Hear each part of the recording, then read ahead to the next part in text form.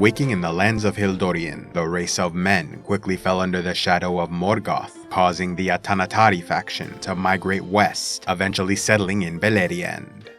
With most fracturing into the three houses of the Edain, they allied with the elves against the first Dark Lord in the War of Great Jewels, fought throughout the First Age, suffering many defeats until their final victory in the War of Wrath, a conflict so devastating it reshaped continents, sinking the lands of Beleriand beneath the sea. As a reward for their contribution, the surviving Edain of the Second Age were blessed by the Maya Eonwe with increased wisdom, longer lifespans, enhanced abilities, and a new homeland upon the island of Elena, raised by the Vala Ulmo in the middle of the Sea of Belegaer. Following the Star of Hope held by the hero Earendil as he flew through the air in a skyship, the Edain were led to Elena, where they established the Kingdom of Numenor under their first king Elros, brother to Elrond, two mighty heroes descended from a powerful bloodline which included elves, men, and a Maya queen. Given their mixed ancestry, the sons of Earendil were allowed to decide their own fate, leading Elrond to become an immortal elf, while Elros sought the life of a mortal man. Though most who populated Numenor descended from the houses of Hador, Beor, and Haleth, they were joined by a contingent of Druidine refugees, a small, primitive people who resembled dwarves but shared kinship with the Edain. Arriving upon Elena, more commonly known as Numenor, the Dunedain found an island shaped like a five-pointed star, with each region possessing its own environment, characteristics, and resources. Dividing their realm into 6 provinces, there was Forostar, or the Northlands, 300 miles of harsh winds and largely infertile lands, where they eventually established the mining town Ondosto and Tower of Sorontil, built as an observatory to gaze upon the stars. Then there were the lands of Andustar, or the Westlands, which apart from the rocky northern coast, was a largely fertile area where they built the port city of Andunier, led by the Lords of Andunier, a noble house of heroes who shared kinship with the royal family. As they were the closest harbor to the undying lands of the west, the elves of Tol Eressëa often visited their city, bringing wondrous gifts to the Numenorians, who were considered friends and allies to the elves Valar and Maiar. Andustar also hosted the town Almeida, the Tower Oromet, and the port city of Eldalonde, built within the Nisemaldar region, where their famous Malorn trees grew, gifted to the Dunedain by the elves of the west. Next, there was the province of Hjarnustar, also called the Southwestlands, a rich, fertile territory known primarily for its beautiful vineyards, bountiful farmlands, and wide white beaches. Then there was Hjarostar, or the Southeastlands, home to the many tree plantations whose timber was used to construct Numenorian ships. Between these two provinces, a number of fishing villages arose along the southern shore, the chief of which was the settlement Nindamos. Further north was Orostar, or the Eastlands, lush territory roughly 200 miles across, featuring sprawling hillsides, known predominantly as the granary of the realm. Finally, there was Mitalmar, the inland province at the center of the island, home to grasslands and the great mountain Meneltarma. The most populous province in Numenor, Mitalmar was home to the sheepherders of Emerie and the Kingsland district Arondor, which hosted the capital city Armenelos, where the royal family dwelt in the house of the king. Arondor was also home to the island's largest port city, Romena, where they docked their naval fleet. With both great rivers of the island flowing from the inland province, Nunduine moved west towards the sea, while Cyril ran into the south. Establishing a hereditary monarchy, the leadership of Numenor was reserved for the descendants of their first king Elros, to be advised by a council of ruling elite, which included the royal heir and regional lords. While some of their customs and traditions changed and diminished throughout the centuries, their laws of succession initially followed agnatic primogeniture, ensuring that the eldest male relative of the king inherited the royal scepter. Rather than ruling until their deaths, Numenorian kings gracefully abdicated when reaching an advanced age in favor of their heir. As time went on, 2 main political parties emerged throughout the island, with the faithful remaining devoted to their god Eru, the Valar, and friendship with the elves, while the king's men were more concerned with loyalty to their own people, dedicated to the ruler and royal family. Known to be tall and fair, many Númenóreans could live up to 350 years, while those within the lineage of kings sometimes reached 400. Though they spoke the Mannish language, Adunaic, Númenóreans also practiced Elven tongues, often keeping their lore and histories in Sindarin, while many of the elite and highly educated learned Quenya, the original language of their immortal allies. The use of this ancient tongue was most visibly expressed through their ruler, as their first king Elros started the tradition of taking a Quenya name, becoming known as Tar Miniatur throughout his reign. Worshipping the creator Eru Iluvatar, Númenóreans were a spiritual people who considered their tallest mountain, Meneltarma, as the most revered religious symbol on the island, organizing 3 yearly ceremonies where they gathered to praise their god. Enforcing a strict code of silence upon any who visited the mountain, only the king was allowed to speak and openly give thanks to the creator. While most birds and animals stayed away from Meneltarma, the great eagles of Manwe could often be seen circling its peak, considered the protectors of this sacred site. Amongst their many skills and passions, the Dunedain were great riders and horse breeders, as well as talented smiths, learning to forge weapons and armor from the elves. Receiving many gifts and learning much from their immortal friends, the elves also gave them a seedling from the white tree Celeborn, which was made in the image of Telperion, the silver tree of light, which helped illuminate the Undying Lands before the rising of the sun. This seedling grew into the white tree Nimloth, found in the capital Armenelos, which became a symbol of their royal line, with many believing the fate of their ruler and kingdom were tied to its prosperity. Surrounded by a great ocean, the people of Númenor were known as great fishermen, shipbuilders, and sailors, with many departing from their island to explore the seas and other continents, though they respected the ban of the Valar, which forbid them from traveling west to the Undying Lands of Aman, a location reserved exclusively for the immortal races of the world. Therefore, the great sea captains of Númenor sailed north, south, and east, exploring Middle-earth and other lands to eventually establish colonies and a vast maritime empire. Becoming famous throughout the world, renowned by elves, men, dwarves, and others, the Númenóreans earned a great many names, referring to themselves as the Adunaim, while others called them the High Men, Sea Kings, Men of the Sea, Lords of the Sea, and Gohileg. After ruling for 442 years, Tar Miniatur died of old age, leaving his eldest son, Tar Vardamir, to inherit the royal scepter. Yet Tar Vardamir felt too advanced in age for the responsibility, and so abdicated in favor of his son, Tar Amandil, who ruled until the year 590 of the Second Age, when he stepped down in favor of his heir, Tar Elendil, whose reign saw the explorer Veantur, captain of the king's ships, become the first to sail east and land upon the Grey Havens of Middle-earth in the year 600 SA, where he established a friendship and alliance with Gil-galad, High King of the Noldor Elves.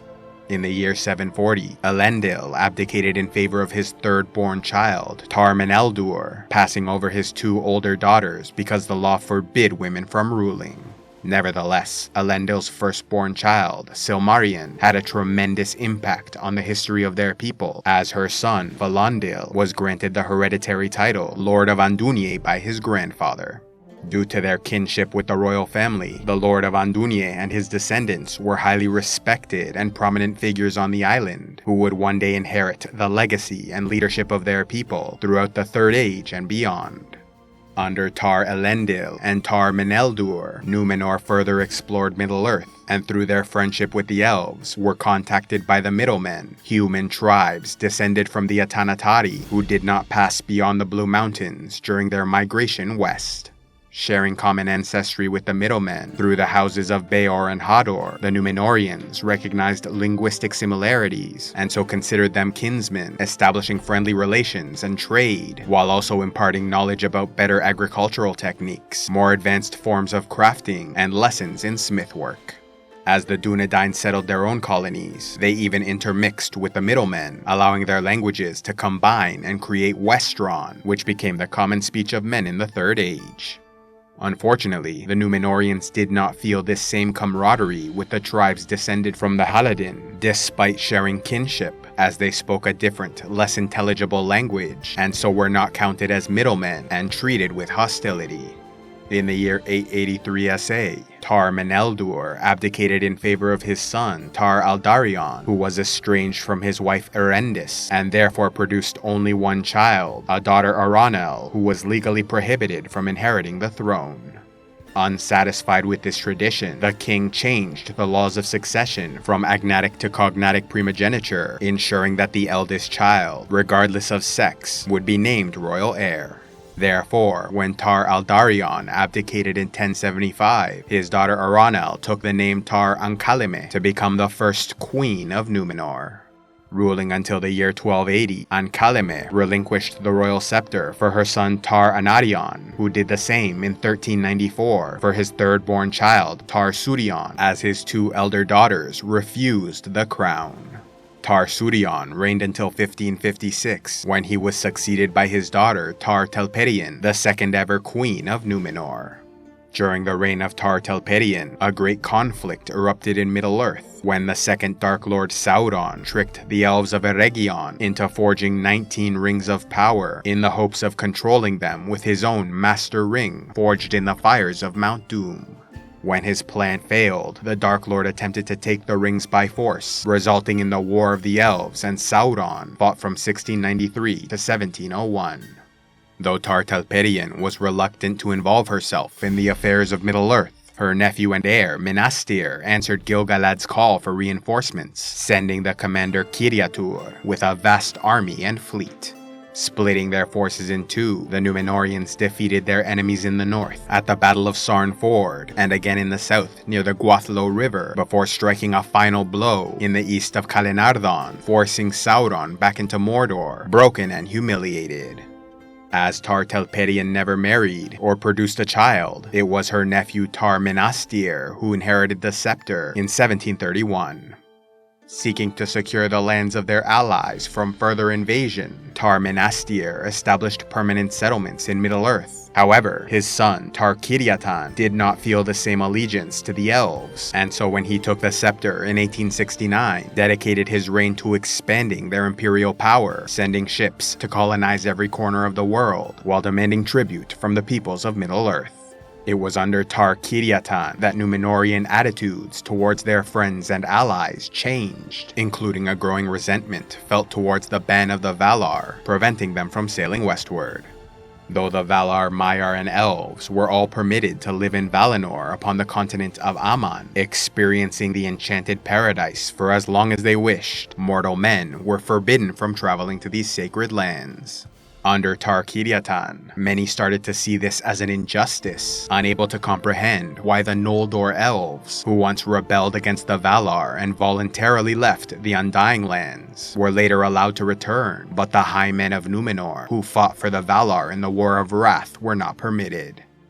Understanding their confusion and seeking to answer their questions, the Valar sent emissaries to explain that the world of Arda was the eternal home of the elves, who were fated to experience its pleasures and weariness until the day of doom and end of all things. For this reason, the firstborn children of Eru felt a special connection to the natural world and were invited to enjoy the paradise of the Undying Lands. This world, however, was not the final home of men, who were only temporary visitors, enduring short lives of relative hardship because a second secret destiny awaited them after death. Were humans allowed to travel to the Undying Lands and enjoy the bliss of this paradise, they would be granted both the gifts of elves and men, which in turn would be a true injustice that Eru would not allow. Yet this explanation did not satisfy the men of Númenor, who responded that awaiting a second, unknown destiny after death required an unreasonable amount of faith, as they could not be certain of Eru's intentions or the majesty of this other fate. Traveling west to the Undying Lands, however, was something they could accomplish within their lifetimes, ensuring joy and pleasure in this world. Despite their arguments, the emissaries of the Valar would not relent, and so relations worsened over time, with Númenórean anger and fear of death increasing, which then diminished their blessings from Eru, shortening their extended lifespans, and pushing them further towards an imperialist mindset they used to expand their empire and conquer the world. Seeking to distance themselves from the growing hostility of Numenor, the elves of the Undying Lands stopped visiting the island kingdom, which became more greedy and prideful under the reign of Tar-Kiriatan's son, Tar-Atanamir the Great, who inherited the scepter in 2029 SA, becoming the first king since Tar-Miniatur to rule until his death in 2221, refusing to abdicate in his elder years.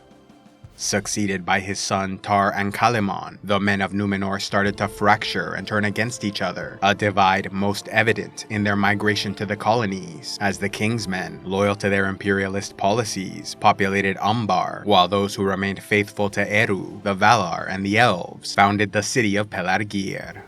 After the death of Tar-Ankalaimon in 2386, his son Tar-Telemaite inherited the scepter, followed by the new king's daughter Tar-Vanimelde in 2526. Yet the queen had no interest in the administrative duties of her position, and so left her husband Herukalmo as regent to rule in her stead. Upon her passing in 2637, the scepter should have gone to her son and heir, but Herukalmo refused to surrender power and usurped the throne, ruling under the name Tar-Andukal until his death 20 years later. Nevertheless, historians did not consider him an official king, and so the next true ruler was his son Tar-Alkarin, who reigned until 2737, when his own heir Tar-Kalmakil took the throne. Continuing to depart from ancient traditions, Tar-Kalmakil was the first king to record his name in both the Quenya language of the elves and their own Adunaik, calling himself Ar-Belzagar.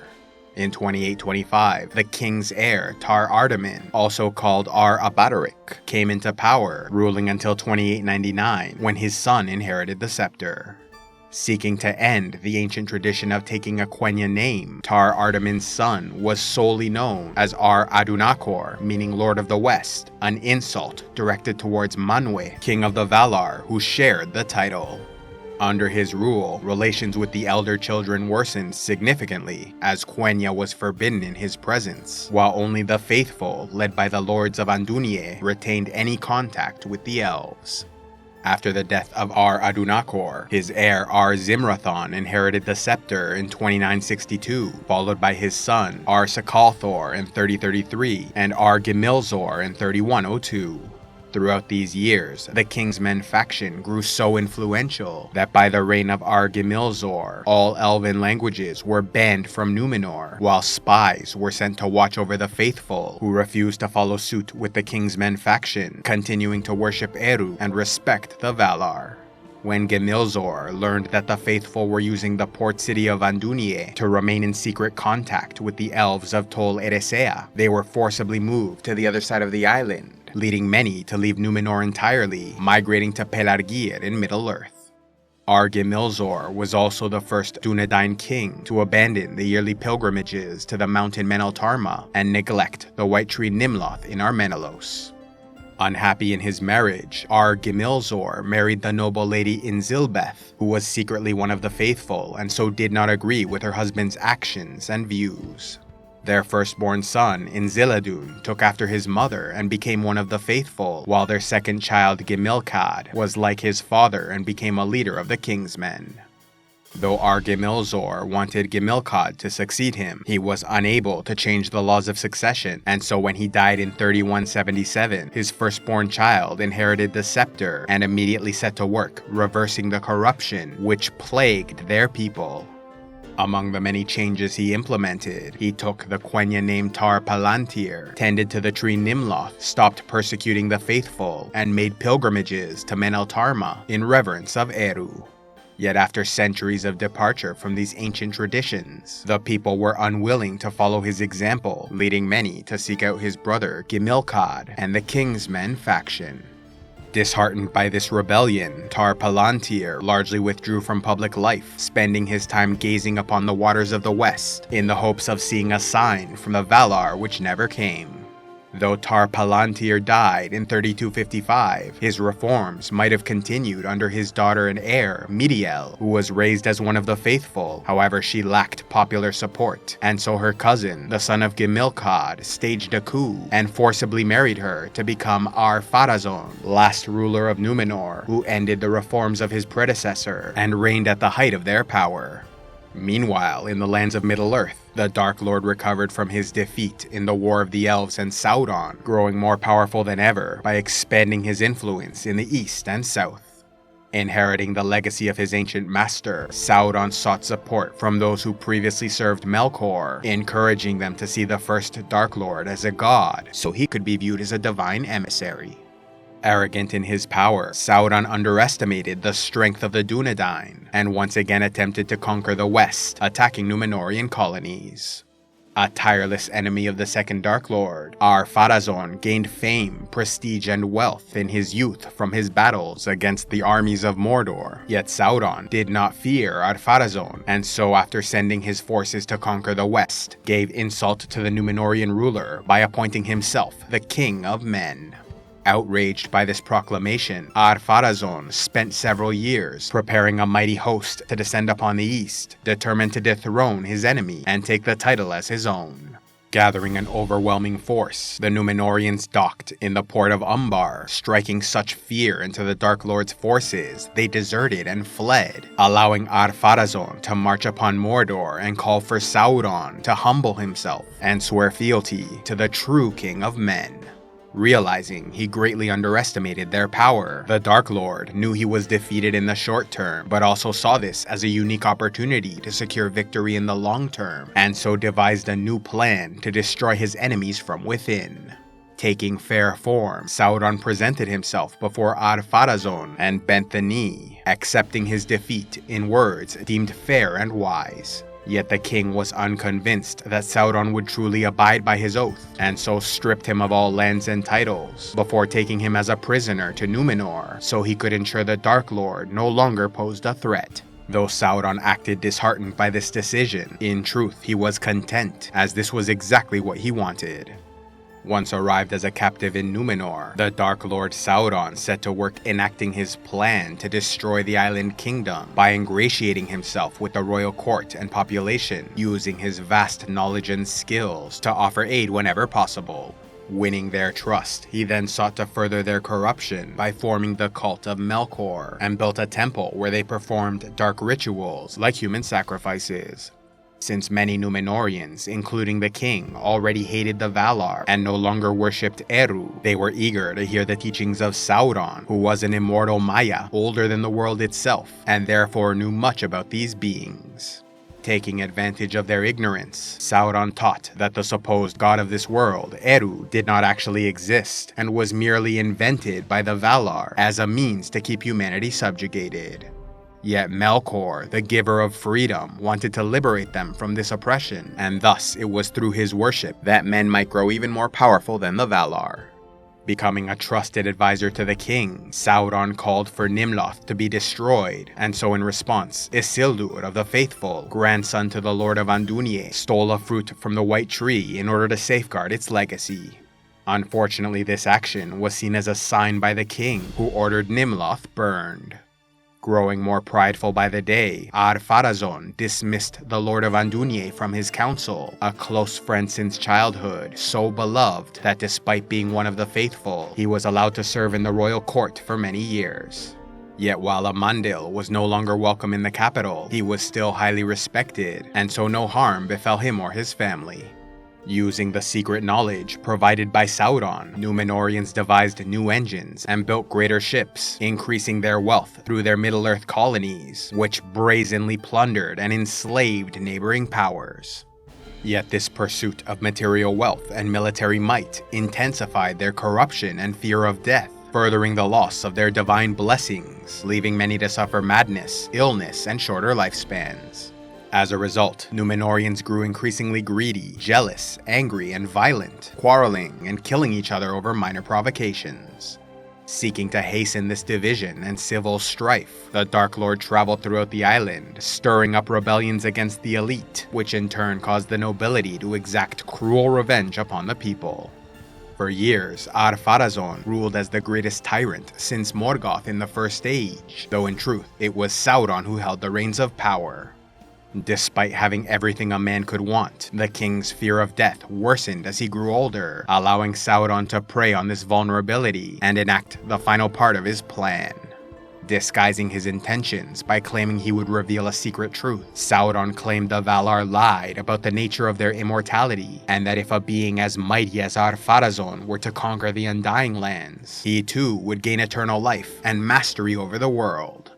Convincing the king, Ar-Pharazôn spent 9 years preparing his great armament for the invasion of Valinor, and so in response, the Valar sent signs to warn him of his folly, including earthquakes, darkened skies, violent winds, torrential rains, hailstorms, and clouds in the shape of eagles, with lightning beneath their wings. Yet Ar-Pharazôn instead took these warnings as an attack, claiming, "The lords of the West have plotted against us. They strike first, the next blow shall be ours." When at last the great armament was complete, a final warning fell upon them when the Eagles of Manwë came forth, arrayed as if for battle, with a terrible red sky behind them, shining so bright the Númenóreans glowed as if lit with a flame of great anger. But the king ignored the sign, hardened his heart, boarded his ship, and sailed for war. The faithful, however, understood the truth behind these signs, and knew the king would bring doom upon them all. Therefore, the Lord of Andúnir made a desperate plan to save his people by leaving his son Elendil in command of the faithful while he sailed in secret to the Undying Lands before the departure of the Great Armament, in hopes of replicating the success of his ancestor Eärendil, who convinced the Valar to save Middle-earth from Morgoth in the First Age. Departing the island on a small ship with his 3 most loyal servants, the Lord of Andúnir made his way into the west and was never heard from again. Following his father's instructions, Elendil prepared a fleet of ships at the port Romena and readied the faithful to depart if necessary, taking with them as many island treasures as possible. When the king called for the faithful to bring their warriors forth and join the great armament, Elendil refused and so ordered his people to board their ships, sailing eastward to relative safety.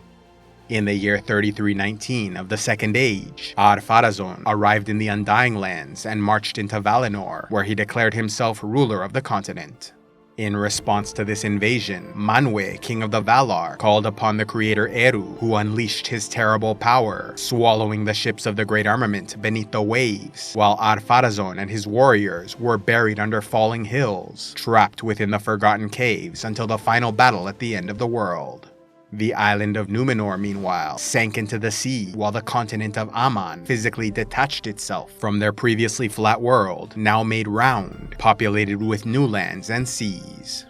Given these changes, the mortal races could no longer travel to the Undying Lands, though a hidden, straight road remained, accessible only to the elves. This great cataclysm led to the deaths of everyone on Númenor, including their queen, the faithful Midiel, who died trying to escape the waves by climbing Meneltarma.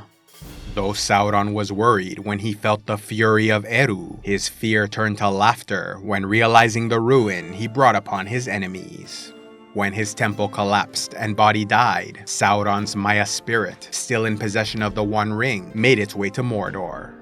Having lost the ability to take fair form, Sauron made himself a body to inspire fear and started rebuilding his armies to conquer Middle-earth. Yet the peoples of the West continued to oppose him, not only the elves, but also the Dúnedain of Elendil, the faithful of Númenor, who survived the doom. Though it cannot be certain why the faithful aboard their ships were spared, some believe Amandil's voyage to the Undying Lands had some measure of success, causing the Valar to protect his people and bring them unharmed to the shores of Middle-earth. With their ships split into 2 groups, Elendil and his followers sailed into the elven kingdom of Lindon, while his sons Isildur and Anarion arrived at the mouth of the river Anduin.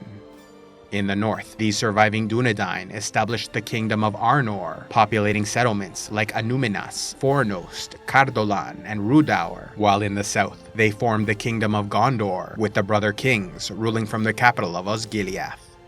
Though the Scepter of Kings was lost, the faithful saved the Scepter of Andúnir, held by the kings of Arnor, as well as many other Númenórean treasures, like the 7 Palantiri and the White Tree of Gondor, grown from the stolen seedling of Nimloth, which was planted in the city of Minas Ithil.